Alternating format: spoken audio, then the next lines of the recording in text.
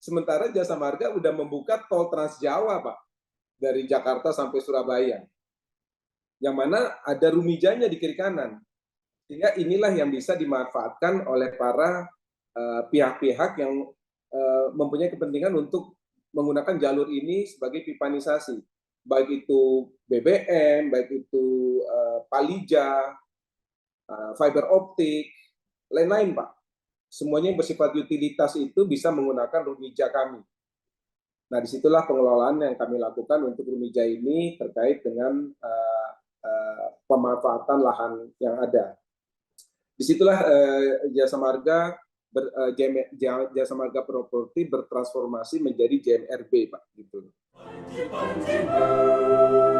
Lambang jiwa bergerak maju dengan tekad bersatu mengabdikan karyamu membangun Indonesia Raya. Universitas Trisakti dirgahayulah, bimbinglah seluruh putra bangun negara Pancasila wujudkan. Nama saya Bambang Satono di kanal Inspirasi untuk Bangsa. Juga pertama kali dari PB sebenarnya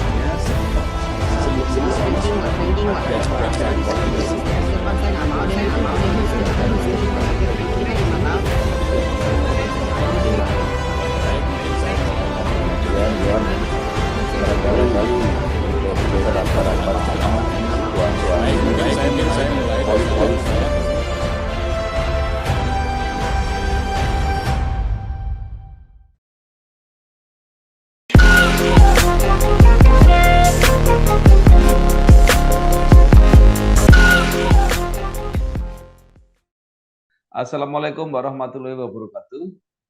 Waalaikumsalam warahmatullahi wabarakatuh. Bersama saya Bambang Satono di kanal Inspirasi untuk Bangsa. Mudah-mudahan kanal ini selalu bisa memberi inspirasi, motivasi, dan edukasi. Kami sedang mempersiapkan beberapa video wawancara untuk ikut memberi makna 58 tahun Universitas Trisakti. Menurut rencana wawancara ini akan kami bukukan, dan saat ini saya sudah bersama dengan salah seorang alumnus Universitas Trisakti, yaitu Bapak Dian Takdir Badarsah. Nanti mohon dibetulkan kalau salah ejaannya saya. Beliau adalah Direktur Utama PT Jasa Marga Related Business, JMRB. Apa kabar, Pak? Alhamdulillah, baik, sehat, Pak Bambang. Ya. Semoga juga dengan demikian dengan Pak Bambang. Ya, baik. Pak Dian mungkin bisa mulai cerita ketika kuliah di S1 Teknik Sipil Universitas Trisakti, lulus 1994, pernah menjadi asisten vice president di PT Pandika Citra Niaga, Agung Podomoro Group, pernah menjadi direktur pengembangan bisnis PT Penta Dinamika Properti, pernah menjadi direktur pengembangan kawasan PT JMRB, dan saat ini menjadi direktur utama. Silakan, Pak. Baik. Alhamdulillah, Pak, atas pencapaian yang selama ini saya dapati. Memang semua itu berawal dari pendidikan yang saya terima di Universitas Trisakti, Pak, di jurusan Teknik Sipil. Saya masuk di angkatan 88 di Teknik Sipil. Lantas di tahun ketiga itu ada penjurusan. Waktu itu masih ada penjurusan Teknik Sipil, Pak, ada 4 jurusan. Ada jurusan struktur, jurusan daerah aliran sungai, DAS, ada jurusan transportasi, dan ada jurusan manajemen konstruksi. Nah, kebetulan pada saat itu saya mengambil jurusan struktur, karena memang saya tertarik dengan pembangunan-pembangunan yang bersifat struktural, terutama di high-rise building, Pak. Jadi, saya lulus di tahun 94. Selama kuliah pun saya cukup aktif untuk ikut keorganisasian. Waktu itu saya ketua 2 di Himpunan Mahasiswa Sipil. Dan saya rasa bekal di keorganisasian ini yang membentuk saya untuk lebih mudah beradaptasi di lingkungan pekerjaan, Pak.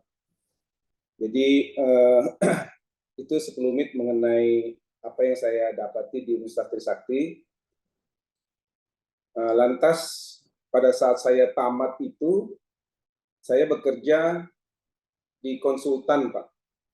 Di tahun 94 itu saya pertama kali bekerja di konsultan di bidang high-rise building, yaitu Jaya Construction Management, Jaya CM.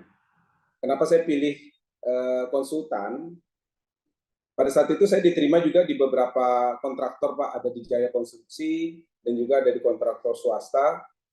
Tapi saya berdiskusi dengan beberapa teman. Jadi untuk awalnya itu kalau mau menerapkan ilmu kita itu ya bekerja di konsultan. Begitu informasi yang saya dapati pada saat itu ya.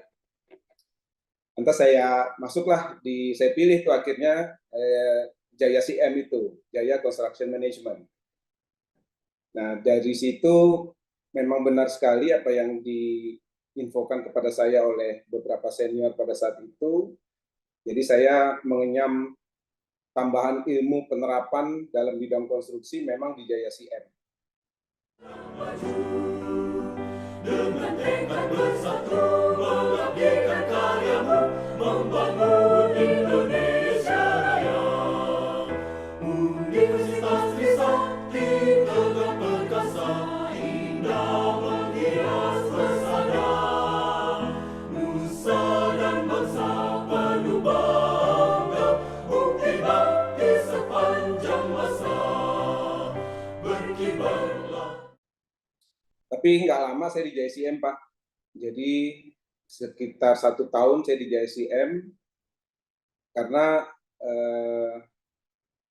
saya rasa apa yang saya dapati di JSCM itu cukup ya untuk mengaplikasikan apa yang saya dapati di bangku kuliah. Jadi saya berpikir pada saat itu kenapa nggak saya bekerja di bidang yang lebih luas lagi. Lantas saya masuk ke developer. Saya masuk ke developer, saya bergabung di grupnya Sumber Mitra Realtindo. Itu kami langsung menangani beberapa proyek, Pak. Beberapa proyek besar pada saat itu yang ada di Jakarta. Dan di situ saya terasa sekali ilmu keorganisasiannya, karena di situ lebih banyak mengkoordinir para kontraktor dan konsultan justru untuk bisa merealisasikan apa yang diinginkan oleh pemegang saham atau owner dari perusahaan, Pak. Nah, dari situ terus saya bekerja, tapi di tahun 98 ternyata Indonesia mendapatkan hantaman yang cukup besar, Pak, di bidang ekonomi. Dunia konstruksi sangat terpukul tuh pada saat itu. Jadi bertumbanganlah pada proyek-proyek yang ada di Jakarta khususnya. Sehingga pada saat itu saya memutuskan untuk keluar dari dunia konstruksi.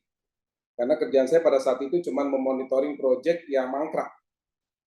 Semua proyek mangkrak pada saat itu luar biasa lah, tahun 98 itu. Nah, jadi saya pikir dibanding saya hanya sekedar memonitor proyek mangkrak dan mengawasi proyek supaya nggak dicolongin orang gitu materialnya, saya memutuskan untuk berhenti dan saya berusaha sendiri pada saat itu di bidang perkayuan justru. Jadi saya bersama teman-teman dari teman-teman Universitas Trisakti, kita membentuk suatu usaha di bidang perkayuan. Kita mulai tapi dari kiln dry. Kiln dry ini adalah pengeringan kayu, Pak. Kenapa? Karena pada saat itu ternyata memang bisnis perkayuan itu cukup marak. Memang di dalam negeri pada saat itu semua produksi terhenti, semua bidang hampir karena krisis moneter. Akan tetapi di sisi ekspor itu justru meningkat. Nah, saya masuk di bidang perkayuan dan saya pelajari ternyata ada satu hal di sisi perkayuan itu yang menjadi bottleneck dalam produksi perkayuan, yaitu adalah produksi kayu keringnya. Karena kalau kayu tidak dikeringkan, itu pada saat dibawa ke luar negeri yang humidity-nya sangat rendah, itu kayu akan crack. Oleh sebab itu kayu harus dikeringkan dulu di sini sampai dengan batas tertentu tingkat kekeringannya baru bisa diolah, diproduksi, lalu baru diekspor. Nah, kiln dry ini bottleneck dalam industri perkayuan. Oleh sebab itu saya langsung bersama teman-teman membuat kiln dry. Dan usaha ini cukup berlangsung baik. Akan tetapi setelah berjalan 3 tahun, industri perkayuan juga dihantam oleh regulasi yang sangat ketat dari pemerintah. Karena pada saat itu penebangan hutan menjadi marak sekali pada saat krisis moneter itu. Hutan di Sumatera maupun hutan industri di Jawa ini. Aduh. Jangan-jangan gigi berlubang. Biayanya besar nggak ya ke dokter gigi? Tenang, Pepsodent beri konsultasi dokter gigi gratis. Scan untuk bicara dengan dokter gigi. Tasya, gigi bisa berlubang, tapi jangan khawatir. Pepsodent perbaiki lubang kecil tak kasat mata 10 kali lebih kuat. Cegah gigi berlubang.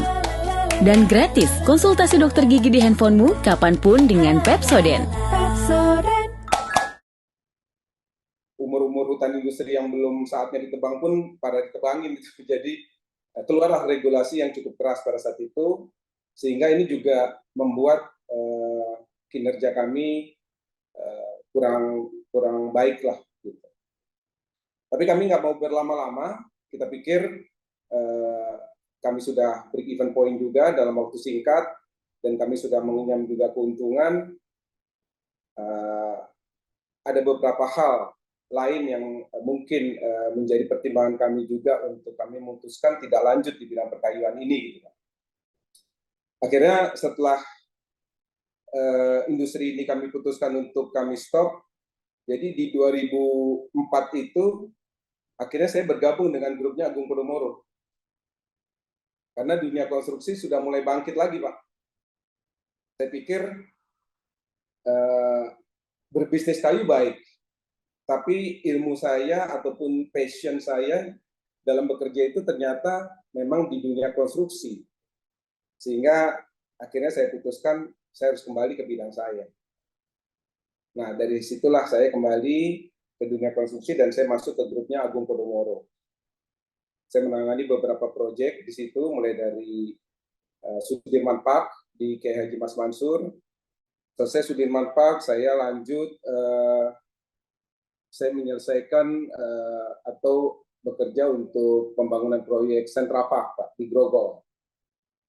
Nah, dari situ saya lanjut terus di Agung Podomoro, saya menangani proyek Kuningan City. Setelah Kuningan City selesai, saya ditugaskan lagi membangun proyek Vimala Hills di Gadok. Itu ada landed houses di atas lahan 100 hektar, high-end villa lah kira-kira seperti itu ya.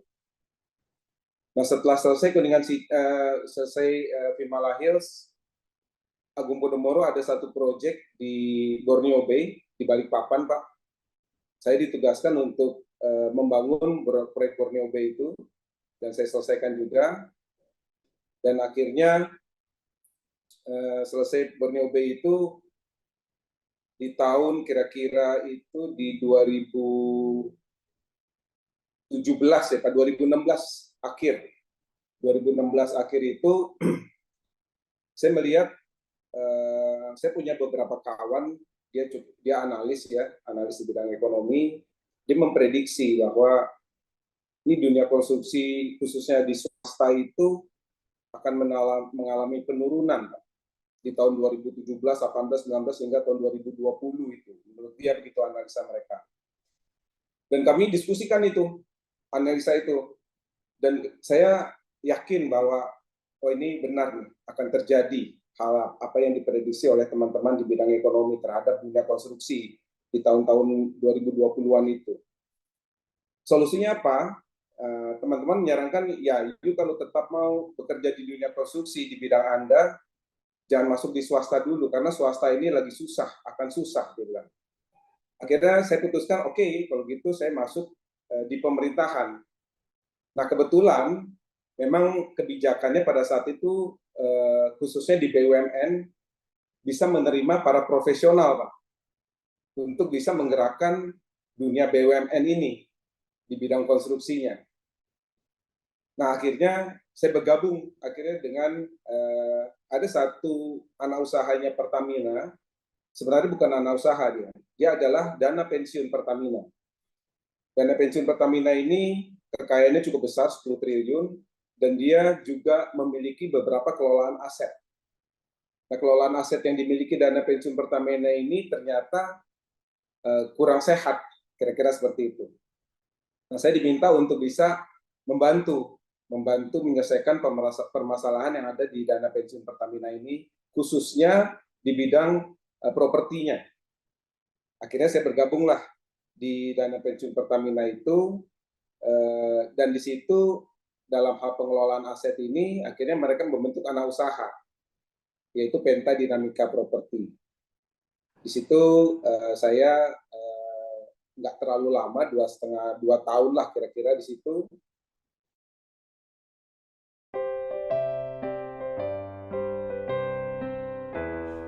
Universitas Trisakti, pusat yang kaya, alma mater kita, menyumbang tenaga sarjana, berkarya dengan penuh jiwa, berkibarlah panji-panjimu, lambang jiwa.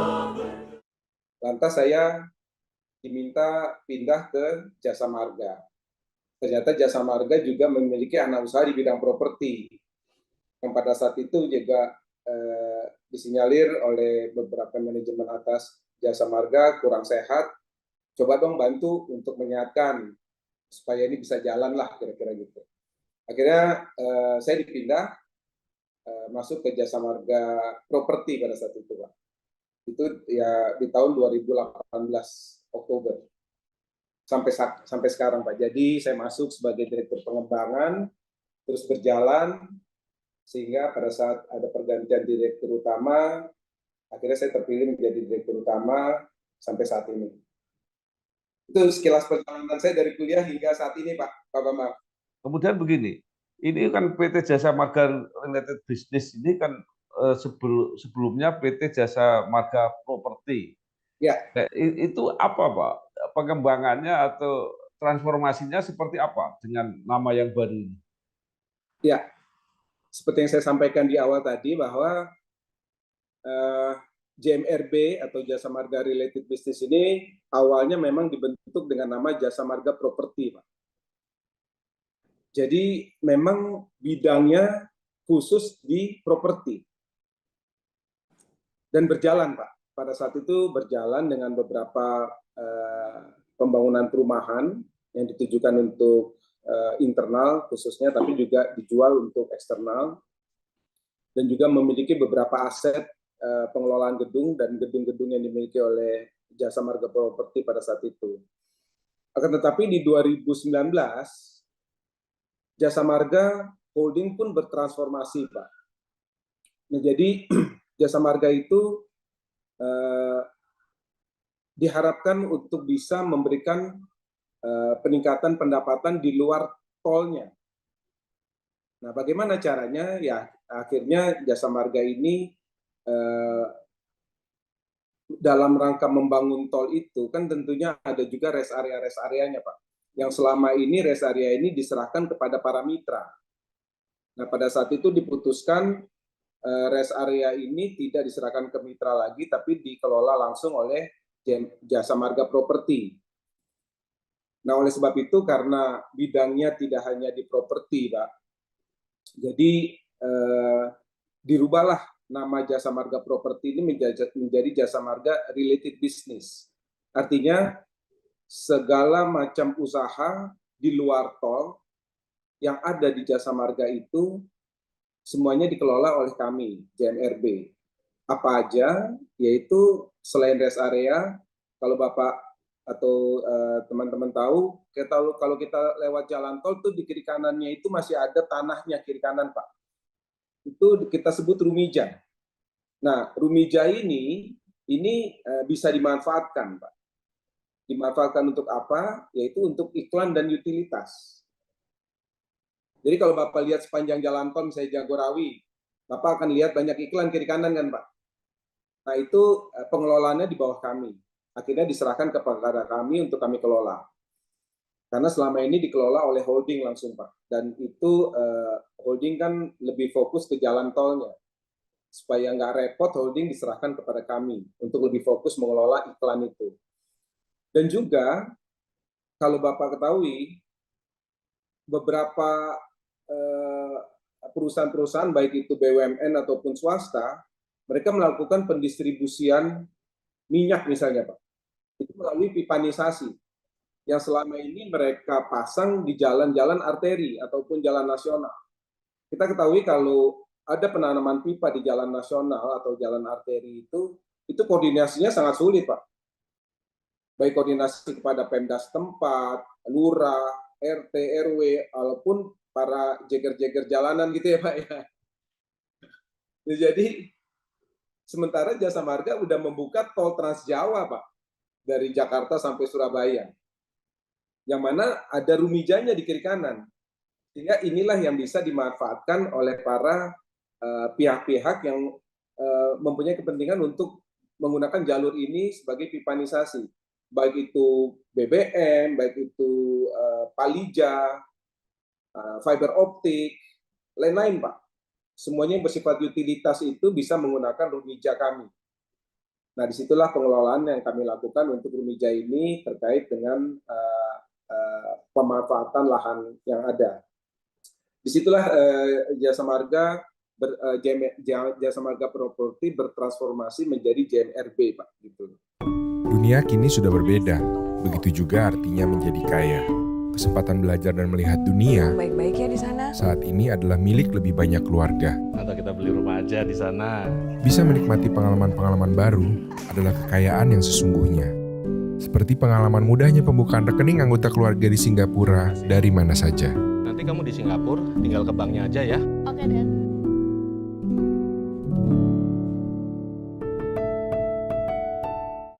Ya, terus kalau apa Pak, kegiatan wisata dan kawasan ekonomi di sekitar jalan tol itu seperti apa? Ya,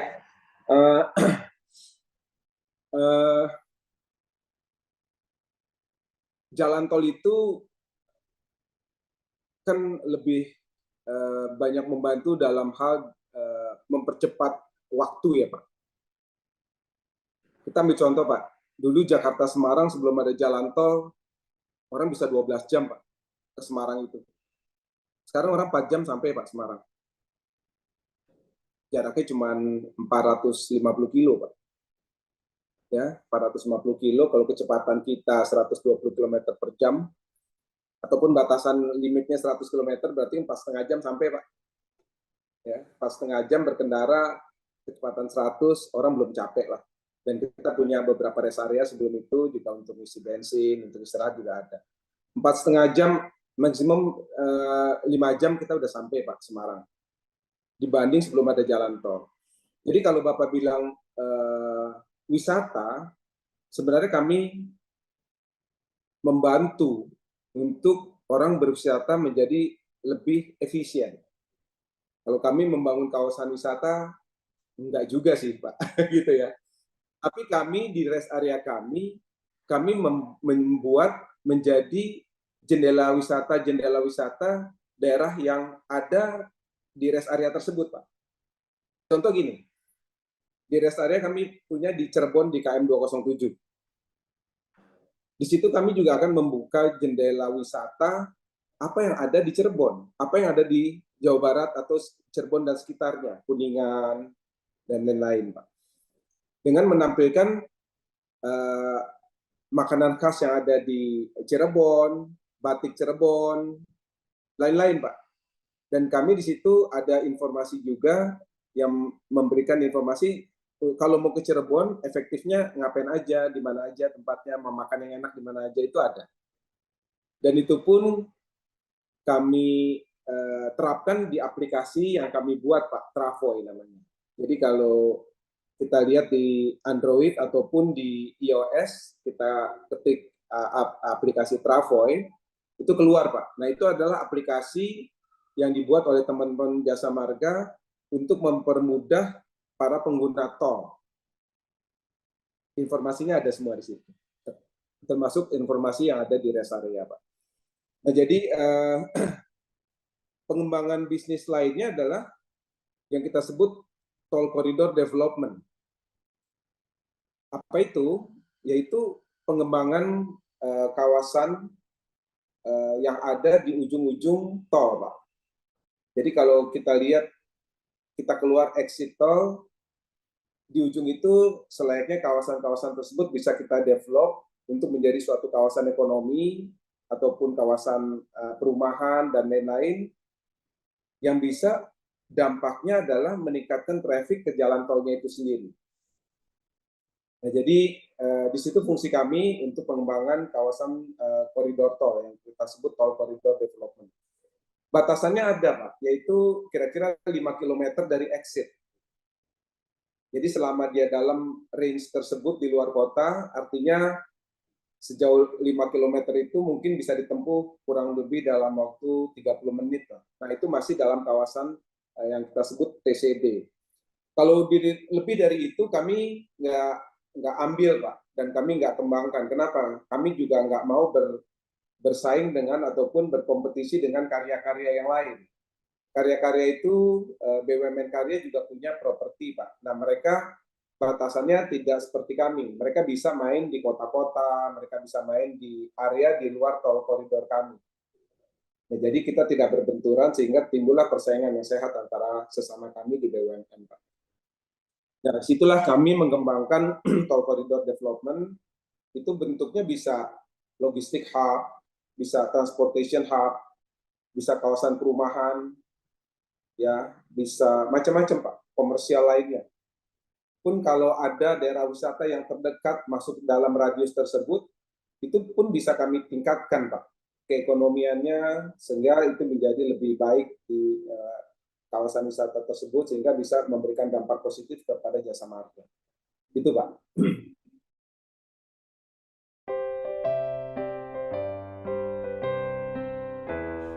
Universitas Trisakti, pusat yang kaya, alma mater kita, menyumbang tenaga sajana, berkarya dengan penuh jiwa, berkibarlah panji-panjimu, lambang jiwa.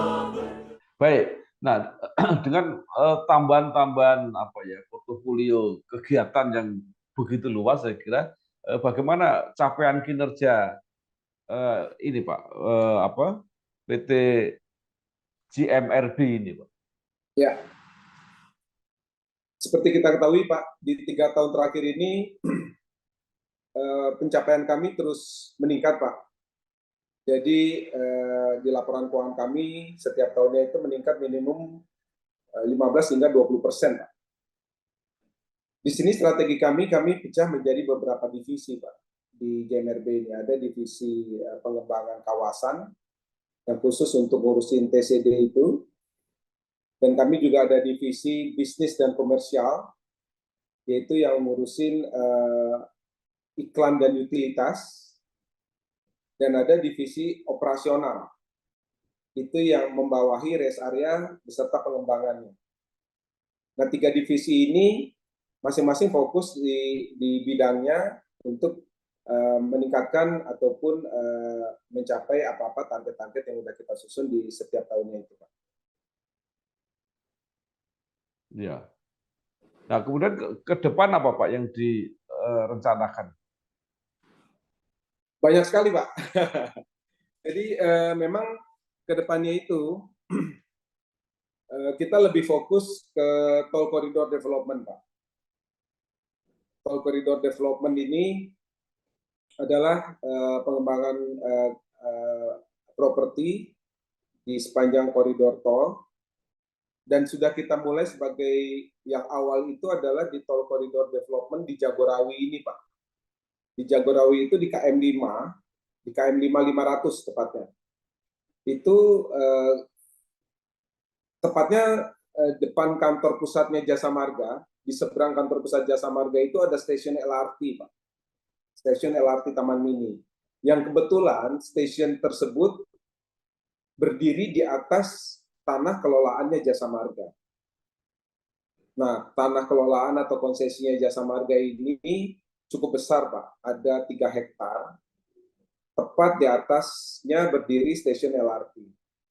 Nah, di sini kami melihat ada potensi kenapa ini penumpang LRT begitu selesai dia keluar dari LRT langsung turun ke jalan dan pulang.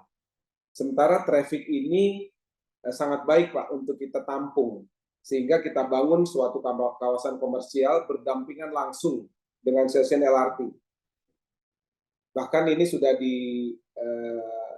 dilihat juga oleh Bapak Presiden dan juga para menteri. Dan di sini kami mendapat apresiasi yang sangat besar karena satu-satunya stasiun LRT yang berkolaborasi dengan kami, dengan swasta. Boleh kami sebut kami ini swasta, Pak, karena kami anak perusahaan Jasa Marga, yang memberikan kenyamanan lebih kepada para pengguna ataupun penumpang LRT, Pak. Jadi begitu mereka keluar dari kereta itu, mereka langsung masuk ke dalam kawasan komersial, semacam retail, semacam mall jadinya, Pak. Dan di situ pun kami kembangkan juga, kebetulan ada yang berminat untuk membangun rumah sakit di kawasan kami. Nah, di situ pula kami akhirnya bekerja sama, kami menyiapkan lahan, mereka menyewa tempat kami untuk disewakan sebagai rumah sakit. Dengan tekad bersatu mengabdikan karyamu, membangun Indonesia Raya. Universitas Trisakti tegak perkasa, indah menghias pesona. Nusa dan bangsa penuh bangga, bukti bakti sepanjang masa. Berkibarlah. Dan ini juga memberikan dampak positif secara tidak langsung kepada Jasa Marga, Pak, karena nilai tambah adanya rumah sakit ini baik untuk internal Jasa Marga ataupun untuk publik sekitarnya sangat baik, ya. Dan juga ini mendatangkan traffic kepada tolnya. Dan juga secara tidak langsung memberikan tambahan traffic kepada LRT itu sendiri. Dan disinilah kami mendapat apresiasi dari pemerintah atas apa yang kami buat, Pak, di stasiun LRT Taman Mini ini. Nah, TCD pengembangan berikutnya itu kami juga membangun ada satu kawasan di TB Simatupang. Di situ juga kami akan berencana bersinergi dengan MRT. Karena MRT fase 3 itu nanti melalui TB Simatupang, Pak, dari Fatmawati hingga ke Taman Mini. Nah, di situ kami berkolaborasi dengan MRT dan kami akan bikin akses ke menuju langsung stasiun MRT yang melalui nanti di depan tanah kami. Pengembangan selanjutnya kami juga sudah merencanakan untuk membangun ada satu kawasan logistik di Cikampek Selatan. Jadi Jasa Marga saat ini membangun ruas tol baru yang sejajar dengan Cikampek, yaitu Cikampek Selatan, Pak, yang bermula dari Jati Asih hingga ke Sadang. Nah, di tengah-tengah itu kami ada tanah yang cukup luas yang kami bisa kembangkan. Tanah kami sekitar 45 hektar di situ. Kami membuat logistik hub. Jadi kawasan pergudangan yang juga akan ada kawasan komersialnya dan juga sedikit mungkin ada perumahan-perumahan yang akan kami kembangkan juga di situ. Nah, disinilah yang kami sebut tol koridor development, Pak. Dan kami berfokus ke situ, di samping bahwa iklan dan utilitas ini kami tentunya bersinergi dengan pihak-pihak swasta yang akan menggunakan lahan-lahan kami yang bisa dimanfaatkan untuk mereka meletakkan utilitas mereka. Itu, Pak, fokus kami, Pak. Luar biasa perkembangannya.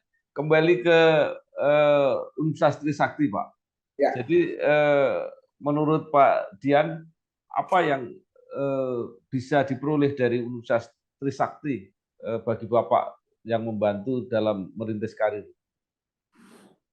Banyak sekali, Pak. Banyak sekali. Jadi memang yang pertama mungkin kepada adik-adik mahasiswa ya, jangan anggap remeh organisasi. Disitulah kita belajar banyak bagaimana cara kita berdiskusi, cara kita berdialog, cara kita menyampaikan apa yang ada di pikiran kita dan bisa diterima. Itu nggak mudah. Dan itu nggak ada kurikulumnya di fakultas, Pak. Nah, itu bisa kita dapatkan di organisasi. Jadi, adik-adik mahasiswa saya harapkan ikutlah berorganisasi secara sehat. Bukan demonya ya. Demo itu, demo yang baik boleh, Pak. Tapi bukan demo yang tidak baik ya. Demo ini kan menyampaikan aspirasi ya. Itu juga ada aturannya ya. Nah, itu juga harus. Di samping itu memang apa yang saya terima dari dosen-dosen saya di Trisakti ini banyak sekali manfaatnya, Pak. Karena di sini menurut saya universitas itu membentuk pola pikir kita. Nah, di teknik sipil ini saya terpola untuk berpikir 10 hingga 20 langkah ke depan, Pak. Itu saya dapatkan dalam materi ataupun mata kuliah mekanika teknik ya. Di mata kuliah mekanika teknik ini kalau dosen memberikan satu persoalan itu, kita sudah harus membayangkan ujungnya dulu. Dengan tekad bersatu mengabdikan karyamu, membangun Indonesia Raya. Universitas Trisakti tegak perkasa, indah menghias pesona. Nusa dan bangsa penuh bangga, bukti bakti sepanjang masa. Berkibarlah. Nah, ini pola-pola pikir seperti ini yang terbawa hingga sekarang, sehingga pada saat saya dihadapi dalam suatu masalah, saya selalu berpikir ujungnya dulu, dengan probabilitas yang mungkin gitu, Pak. Baru saya susun langkah saya. Nah, itulah yang saya dapati dari Universitas Trisakti, khususnya teknik sipil, ya, Pak. Memang pola pikir itu. Beda kalau dengan teman-teman saya, rekan-rekan direksi yang lain yang dari Fakultas Ekonomi misalnya, ataupun dari Fakultas Teknik Industri gitu. Itu pola pikirnya memang beda, Pak. Dan saya merasa pola pikir teknik sipil ini jauh lebih membantu, Pak, dalam memprediksi ke depan. Karena ketajaman di mekanika teknik ini, Pak, yang membuat kita selalu jadi tajam dalam berpikir, dalam menentukan langkah-langkah kita ke depan, Pak. Ya, baik. Nah, terakhir Pak, mungkin Bapak ada saran baik kepada institusi Trisakti maupun kepada generasi muda yang sekarang masih kuliah, apa yang harus diperbaiki, apa yang harus dipersiapkan supaya benar-benar bisa menjawab tantangan ketika di pekerjaan nanti. Ya, ya sesuai namanya Pak, setelah tahun 98 ini kan menjadi kampus perjuangan ya Pak. Jadi saya harapkan adik-adik mahasiswa sesuai dengan nama kampus kita menjadi kampus perjuangan, ya seorang pejuang itu harus tangguh, Pak. Ya, jadi jangan pernah menyerah sampai memang benar-benar kita kalah. Jadi sebelum kalau pertandingan bola Pak, sebelum peluitnya berakhir itu nggak ada kata kalah Pak. Tendangan terakhir itu lawan bisa lengah itu. Tendang aja sekencang mungkin langsung ke gawang, siapa tuh kipernya lagi santai kan, kita nggak tahu. Perjuangan sesuai nama kampus kita harus kita ada dalam diri kita ya. Dosen-dosen Trisakti itu banyak sekali Pak yang memang bukan orang-orang yang terjun langsung dalam dunia usaha.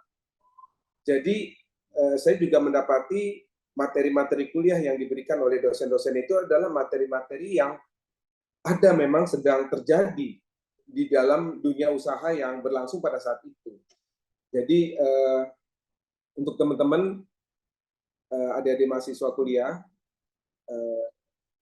agar lebih proaktif berdiskusi dengan para dosen dan juga para senior yang sudah lulus. Buka wawasan, diskusi lah, banyak mendengar. Karena untuk anak-anak muda ini harus banyak mendengar dulu, Pak. Jadi disitulah kita banyak belajar akhirnya. Jadi nggak banyak sebenarnya yang bisa saya sarankan kepada teman-teman, Pak. Open mind, ya. Open mind ini nomor satu, berdiskusi, berdialog, dan berorganisasi. Kalau kita mau jadi entrepreneur pun ya sama, berteman yang banyak, Pak. Anak-anak Trisakti ini jago gaul, Pak. Pergaulannya luas dan banyak yang orang tua mereka pengusaha-pengusaha juga. Coba itu dimanfaatkan semaksimal mungkin. Ya, baik. Terima kasih sekali Pak Dian Takdir Badarsyah. Sama-sama, Pak. Ya, Direktur Utama PT Jasa Marga Related Business di MRB. Banyak yang sudah disampaikan, mudah-mudahan bermanfaat untuk kita semua dan khususnya pada generasi muda yang sekarang masih belajar. Mudah-mudahan ini menambah motivasi dan inspirasinya. Sekali lagi terima kasih Pak Dian, sukses terus. Ya, wassalamualaikum warahmatullahi wabarakatuh. Waalaikumsalam warahmatullahi wabarakatuh. Sukses untuk kita semua, Pak. Lambang jiwa bergerak maju dengan tekad bersatu mengabdikan karyamu membangun Indonesia Raya. Universitas Trisakti dirgahayulah, bimbinglah seluruh putra bangun negara Pancasila wujudkan. Nama saya Bambang Sadono di kanal Inspirasi untuk Bangsa. Ini juga pertama kali lulus IPB sebenarnya Barangkali